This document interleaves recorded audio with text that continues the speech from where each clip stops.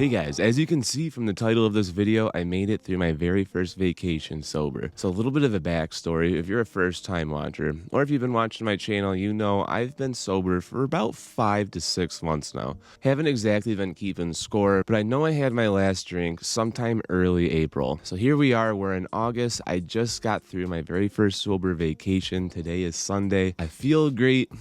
My eyes are clear, everything is good. I am feeling fantastic. I want to tell you guys kind of how all of this went and kind of what led me to this point. First and foremost, oh, by the way, can't really do anything about the clouds. I was hoping it'd be a nice sunny sunrise. I've got a lot of time-lapse footage that I'll probably be overlaying over the video here and there just to show you guys some of the cool footage I got. Another little sad surprise is I'm missing my Apple Watch. I had to pay the lake tax. I was doing some cliff jumping, and sure enough, the watch wasn't on my wrist when I got back up. So what can you do? That's life. Hopefully that shot ended up being pretty cool. Hope it was worth it. Anyways, back to the topic at hand. The real reason that I went sober, this actually was kind of by accident. I wasn't anticipating going sober. In fact, I'll be honest with you guys, sometime around March or April, I was in a little bit of what they call writer's block. I don't write my videos, but I do come up with ideas a week prior to me filming them. I was like, well, I need something to shoot, and I know that alcohol is bad for you, so maybe I'll do like an alcohol video. So prior to this point, I hadn't actually known really what alcohol was. I just knew, it was the kind of thing like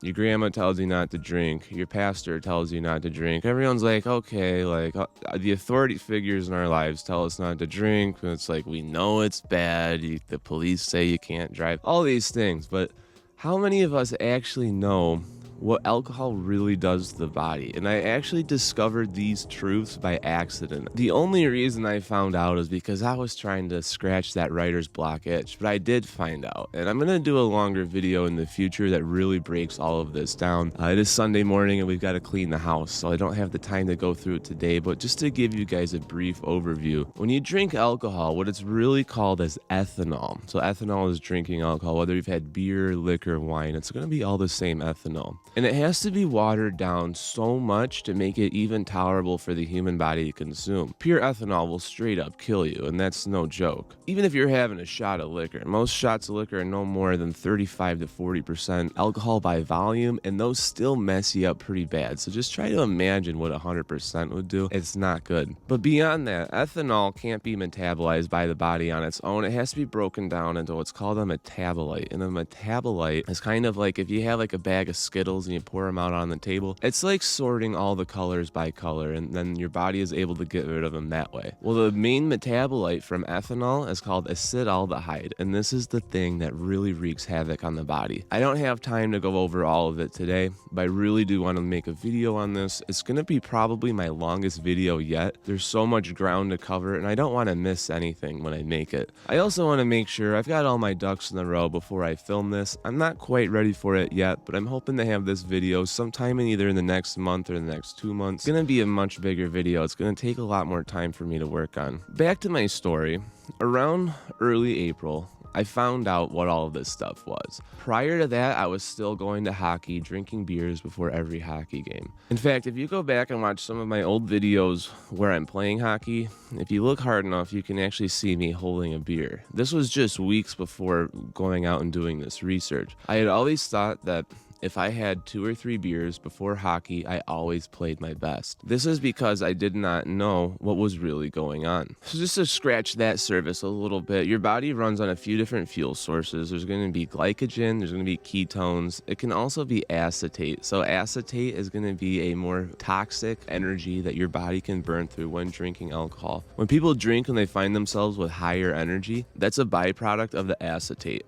But it comes at the expense of a lot of different health factors. So in my mind, when I was thinking I was playing better hockey by having a couple of beers, it's because I was borrowing strength from tomorrow to get a little bit more strength today. But it wasn't even a real strength. The acetate, it burns bright, but it burns up fast, and it really does a lot of damage on the body. That's not even to mention, while you have this acetate energy source, the acetaldehyde is running rampant through your body, causing all kinds of havoc. When you drink alcohol and you're processing acetaldehyde, your body is basically in fight mode, trying to get it out of your body by all means necessary. That means that a lot of the different functions that your body relies on are either going to be shut off temporarily, or they're going to be severely blunted until your body can out-process all of the acetaldehyde. This is why, for example, if you drink while eating food, your body stops digesting the food until the acetaldehyde's been processed out. This also goes into muscle repair and sleep. So if you've been drinking,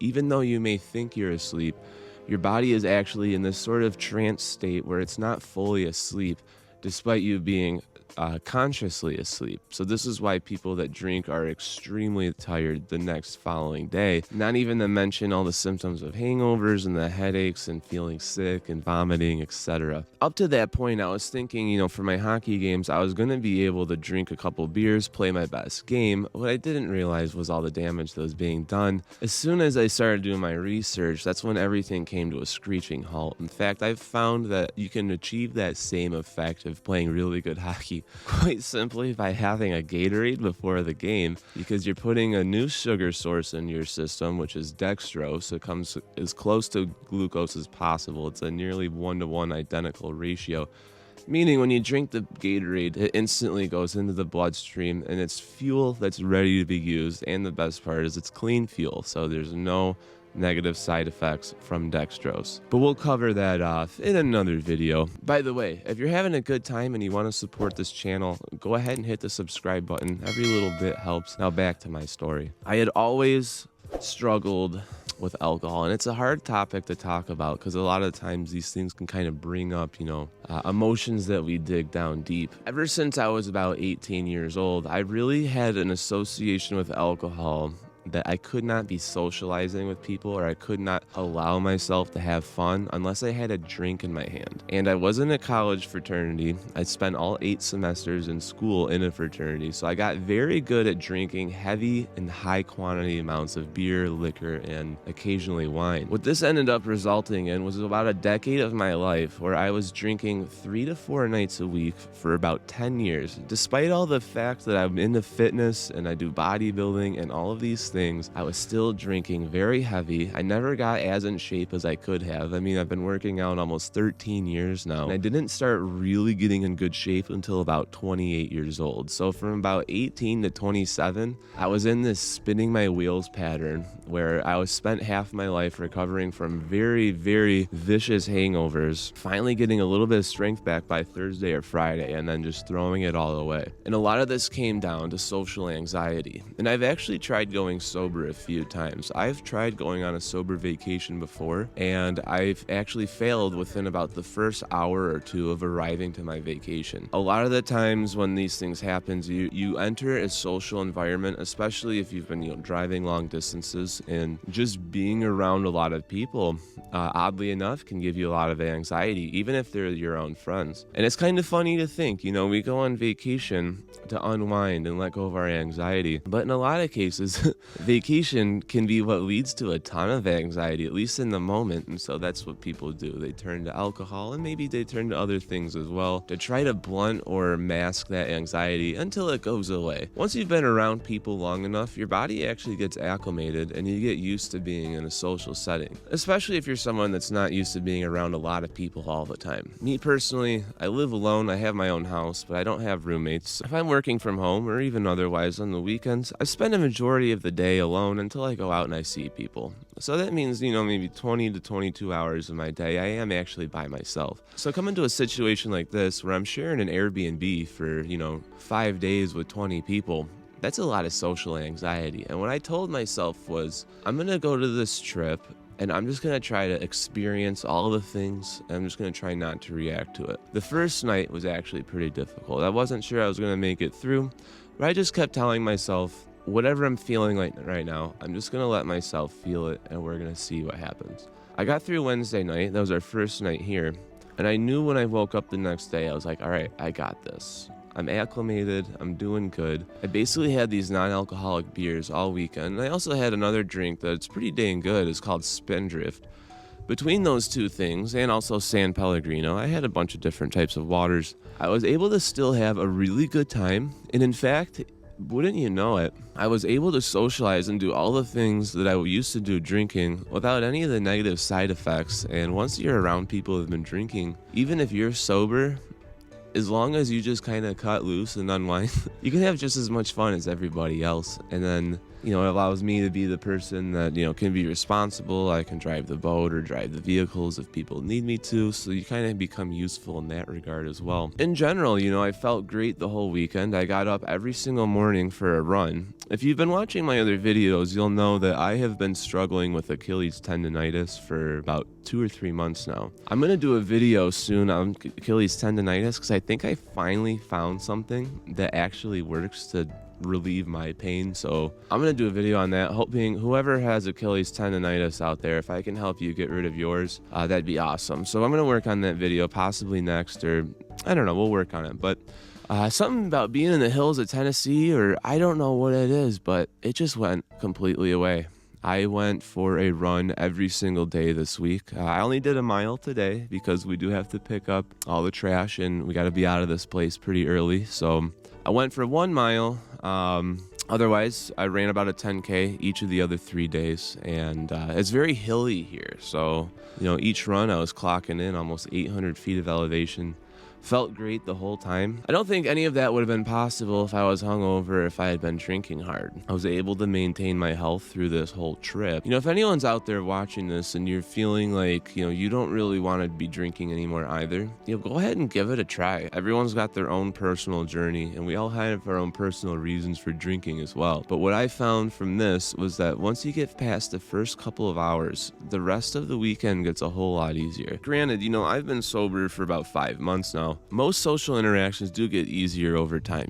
I've been out with coworkers where, coworkers are getting drinks and I just get sparkling waters. I've been out for, UFC nights, watch the Sean Strickland fights, etc., Patty the Daddy. The non-alcoholic beers are pretty convenient. I've been to a lot of bars and almost every single one of them has Heineken Zero, but there's going to be other brands out there. And if you don't like the flavor of beer, you could always just get something like, sparkling water. Sugar-free Red Bulls are okay. I'm not a big aspartame guy. I'll probably do a video on the diet pop stuff too. But I also quit diet pop. I did it for the gut health. I don't really care about, the fake sugary part of it. If it's killing your gut bacteria, it's just another thing, to cut out. We'll talk about that one another time. There's things that you can drink when you're out with your friends. It makes it so you can still have fun without doing all the damage. And once you become maybe like a month or 2 in, you're going to start noticing a lot of things just start working better.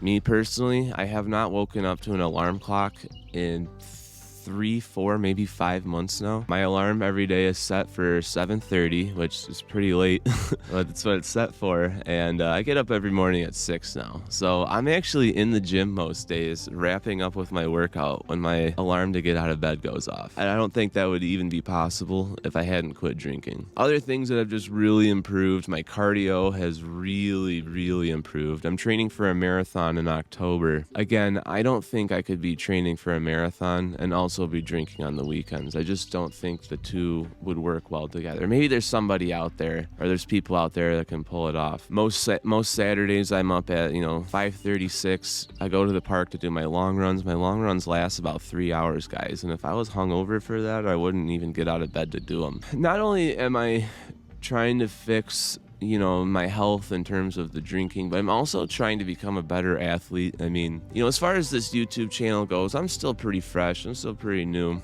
But if you compare me to, other channels like Greg Doucette or Mike Israetel, these guys are really walking the walk. I mean, these guys are as in shape as you can get. Yeah, I'll admit, I'm not on that level yet, but I think that I could be in my lifetime. And so I'm kind of documenting my own journey as I go along. I know a lot of the science of working out. I know enough about the subject to be able to train other people. I am a part-time trainer at night at our local gym. If I want to really take things to the next level, especially as a content creator, I kind of have to be able to walk the walk. I think being sober is going to really make that possible. I have never gone this long without drinking, and the best best part is, this is the first time that I've quit drinking of my own accord. So when I was doing bodybuilding shows, I wouldn't have any drinks probably for 12 weeks before my actual show date. But the whole time I was like, man, I can't wait to like crack one open. And I would even bring beer backstage while doing shows so that as soon as I got off the stage, I could have a drink. These are true stories,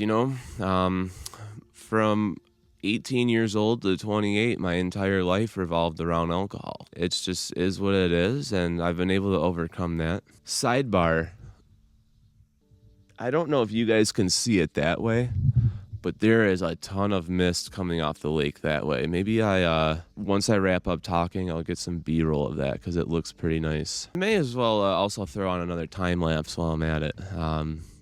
I took like 5 or 6 of these things. Anyways, I'm going way off topic here. So I know it's tough, if you're also trying to quit alcohol, you probably found this video for a reason, right? If I came across on your algorithm, you've probably already been looking this type of content up, or it's something you're at least interested in, or it's adjacent to the health topics you've been looking at. I want to give you guys encouragement. It's definitely possible. If I can do it, you can do it, especially coming from somebody whose entire life revolved around partying for over a decade. I was able to make that switch. I'm very happy with who I am today. I'm really happy with where things are going, and I know that it's possible for you too. It's going to be tough at first, but once you acclimate, everything gets a lot easier. My recommendation would be, if you're also going on a vacation that could end up breaking your sober streak, all you gotta do is just be present in the moment and just allow yourself to feel the anxiety. But don't try to remedy it. Just sort of let it pass through you, and you might find that it doesn't last as long as you thought it would. Once you're about a few hours into a social situation, whether you've been drinking or not, you're gonna loosen up and you're gonna start having a good time. And not everyone's gonna be supportive, but some people will be. One way or another, once they get used to the idea that, let's just say your name is Steve or Melissa. Once they're like, oh, Steve and Melissa just doesn't drink anymore. Okay, it might take them a day or two to, get used to that. But most people, when they see you change from what they remember you being, it can be kind of an uncanny valley effect for them too. So don't take a lot of these things personal. Some people are going to be supportive right away. Some people won't be. But in the long run, most people, once they see that you're, serious about it, I think most of them get on board. And if they don't, everybody's got their own battles that they're suffering through. People wouldn't lash out at you if they were coming from a healthy mindset themselves. So just try to keep that in mind. It does get easier over time. I'm going to start wrapping this up. As far as my content schedule goes, now that I'm wrapping up with vacation, things should get back to a normal cadence. These vlog style videos are fun. I'm thinking I'll get back to doing some grocery store videos, and I do also want to do a mini cut since I did go off the diet quite considerably over the past 5 days. So look out for that. I'm going to make an announcement on a diet challenge that I want to do with you guys. If that's something you're interested in, let me know in the comments. I'll put together a Discord group for us, and we're all gonna head on the same diet. It'll be like a 14-day challenge just to shed a little bit of weight. I'll go over that in the video where I announce it. Beyond that, new videos every week. I try to have a video out every Monday, and then sometimes a second video through the week. I just recently got into shorts as well, so you'll see those coming up on your feed. And then, of course, every Sunday at 11 a.m., I do a Q&A live stream. Unfortunately, today, I probably just have to skip it. I got a 9-hour drive ahead of me, and I don't think it's a good idea to stream while driving, so we'll probably just cancel today's. Aside from that, getting back to my normal schedule starting next week. With that, go ahead and like this video, subscribe to the channel if you haven't already, and I look forward to seeing you guys in the next one. Peace.